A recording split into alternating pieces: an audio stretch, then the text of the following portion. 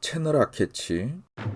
충주에서 합류한 코니시의 1군과 카토의 2군은 협의 후 길을 나눠 서울로 향합니다.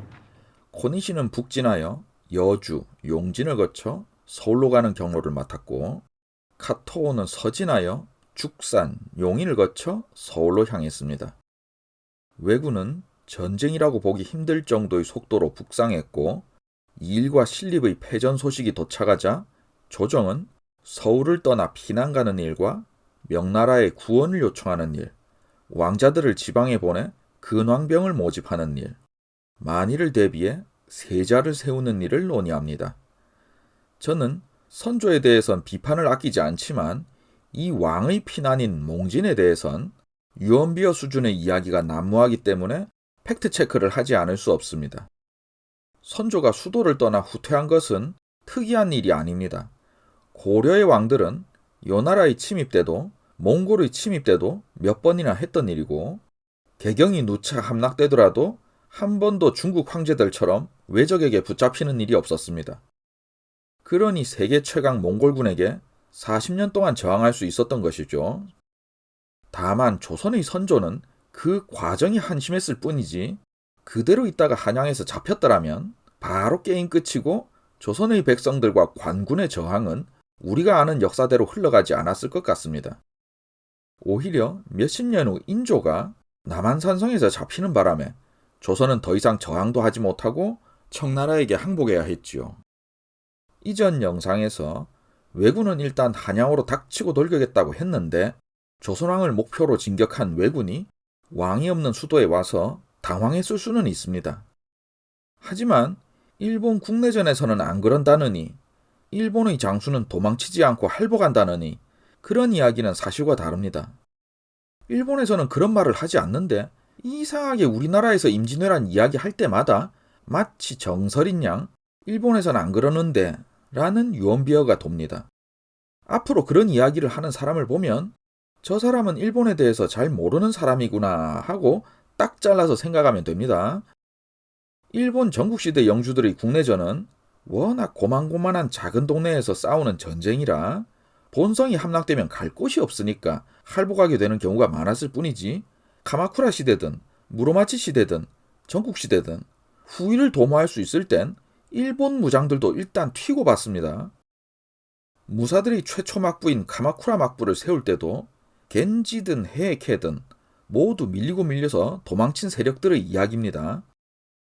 관동에 유배되었다가 거병한 미나모토노 요리토모부터가 초장에 박살나서 도망친 케이스고, 교토에서 정권을 잡고 있었음에도 미나모토 씨에게 연전 연패한 타이라 씨도 계속 서쪽으로 거점을 옮기며 도망치다가 지금의 시모노세키 앞바다에서 최후를 맞습니다.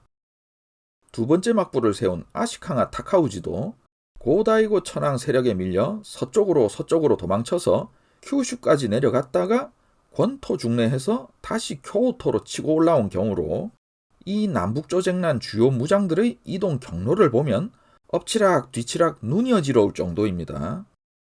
특히 임진왜란 직전 전국시대의 막부 쇼군들부터가 살기 위해 교토를 떠나 여기저기 도망 다녔는데, 사무라이 전쟁은 그렇지 않다는 게 무슨 소리일까요? 모오리 모토나리에게 패한 스에 하루카타도 거성을 버리고 도망치다 죽어서 서일본 최대 영주 타이틀은 모오리 씨에게 넘어갔고, 그리하여 모오리 씨는 임진왜란에서도 최대 병력을 가지고 조선에 건너온 영주가 됩니다. 전국시대 최강을 다퉜던 타케다 신겐의 아들 타케다 카츠요리도 오다군의 침공에 거성을 버리고 도망치다 죽었습니다. 심지어 무로마치 막부 9대 쇼군인 아시카가 요시히사가 교토 인근 오오미 남부의 영주 로카쿠 타카요리를 토벌하기 위해 출정하자, 로카쿠 씨는 본성을 버리고 오오미의 코오가 산동네로 도망쳐서 게릴라전을 전개하고, 아시카가 요시히사는 출정이 2년을 끌자 진중에서 사망합니다. 이렇듯 사무라이 전쟁에서도 자기 집을 버리고 도망간 케이스는 너무나 많습니다. 히데요시의 방침이 아직까지는 빨리 선조를 잡아 시급을 주고 히데요시 정권에 흡수해서 명나라로 가는 길잡이로 삼는다는 것이었기 때문에 일본 측 입장에선 그 계획이 틀어지니까 곤란해졌을 따름이지, 아니, 무사가 거성을 버리다니. 이런 생각은 없습니다. 히데요시가 오다 가문의 으뜸가는 중신 시바타 카츠이에를 멸망시키고 오다 노부나가의 지위를 이어받은 이후 일본 통일 과정에서 히데요시의 손에 멸망된 다이묘는 관동의 호우주오 가문뿐이라고 하는 후지키 히사시 교수의 의견도 곱씹어 볼 만합니다. 임진왜란 때 왜군으로 맹활약한 시마즈 가문의 경우 큐슈 통일을 눈앞에 두고 있었지만 히데요시가 어허 천하 모두 싸우지 말라고 했거늘 왜 싸우니? 라며 큐슈 정벌을 시작했습니다. 이것이 총무사령, 소부지레로 히데요시 정권과 관련 없는 싸움은 모두 사적 다툼이라 규정하고 엄히 금하여 정권에 대한 복속과 천하 정세의 현상 유지를 꾀하고 위반에 대해선 그것을 근거로 대규모 정벌을 감행하여 천하 통일을 완성하였습니다. 시마즈 가문은 토요토미 정권의 대군을 맞아 밀리고 밀려 항복을 했는데 히데요시는 큐슈 9개 지역 중 시마즈 가문의 본국이라 할 수 있는 사츠마, 오오스미, 휴우가 3개 지역에서만 그들의 영지를 남겨주고 나머지는 모두 걷어들여서 원래 다이묘에게 돌려주거나 히데요시의 가신들에게 나눠주거나 히데요시의 직할지로 만들었습니다. 조선은 그런 차원에서도 일본에서 하던 일의 연장선에 있었던 겁니다. 한편 한양도성은 대단한 규모의 성곽입니다. 한양에 입성했던 왜군 중 시골에서 태어나 일본의 수도권을 경험하지 못한 채 조선 침략에 동원된 사람은 태어나서 처음 보는 대도시였을 것이고 일본은 이런 성벽 중심의 성곽이 아니기 때문에 모든 왜군은 이런 규모의 석벽으로 둘러싸인 도시를 본 적이 없습니다. 현재 일본에 남아있는 에도시대 근세 성곽도 성벽을 두른 게 아니라 해자를 파고 토루나 석축을 둘렀을 뿐입니다. 그런데 아이러니하게도 그렇기 때문에 모든 성벽 위로 적을 막기 위한 병력을 빠짐없이 배치한다는 것은 현실성이 떨어졌습니다. 징비록에도 도성의 성곽키는 모두 3만이었으나 지킬 인원은 겨우 7천에 불과했다. 그것도 모두 오합지졸 뿐이었으니 그들 머릿속에는 도망갈 마음밖에 없었다. 라는 지적이 나옵니다. 그러니 한양도성을 외적이나 모반에 맞서 수성전으로 지켜낸 예가 없이 모두 그대로 빼앗겼고 강화도나 남한산성으로 피난가게 되는 것이죠. 선조는 비가 내리는 극적인 상황 속에서 개성을 향해 몽진합니다. 왕이 적에게 사로잡히지 않아야 한다는 건 당연한 일이기 때문에 몽진 자체를 비난하고 싶지는 않습니다만 몽진을 하게 된 여러 사정은 비판하지 않을 수 없습니다. 특히 개성에서도 평양에서도 떠나지 않는다고 백성들을 달래놓고 도망치듯 의주까지 피신해야 했죠. 조선과 일본 측의 기록을 보면 왜군이 한강과 임진강에서 조선군과 대치하느라 길든 짧든 시간을 지체한 것은 사실입니다. 조선 측에서 배를 없애고 강변의 민가를 철거해 왜군이 뗏목을 만드는 데 사용하지 못하게 하는 장면이 양측의 기록에 모두 등장합니다. 가토 기요마사의 군기물에는 소네 마고로쿠라는 인물이 헤엄쳐서 한강을 건너 배를 구해와 카토 군대의 도하에 공을 세웠다는 일화를 담고 있고 선조는 몽진하는 와중에도 임진강 인근의 민가를 철거하라고 명령합니다. 이렇게 보면 조선군이 나름 원칙을 지켜서 방어한 것 같지만 한강 방어전부터 다시 졸전의 연속입니다. 소네 마고로쿠의 일화도 강 건너 조선군이 도망쳤다는 걸 알아챈 키오마사의 지혜를 밑바탕에 깔아둔 자기적인 이야기입니다.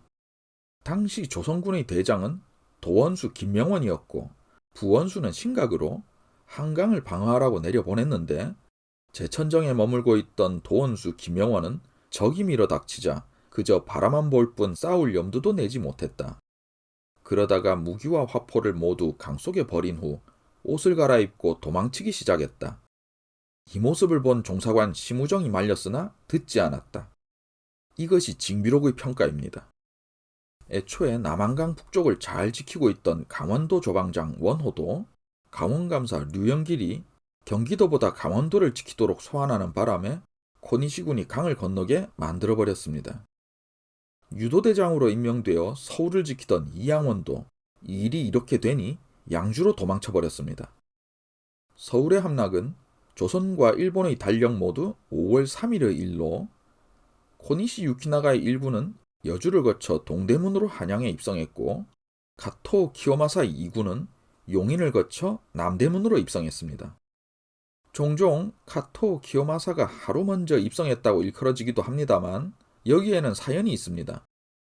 조선왕조실록에도 5월 3일에 코니시와 가토가 한양에 입성했다고 되어 있는데 가토는 히데요시에게 보내는 문서에 자기가 5월 2일 입성했다고 먼저 보고했습니다.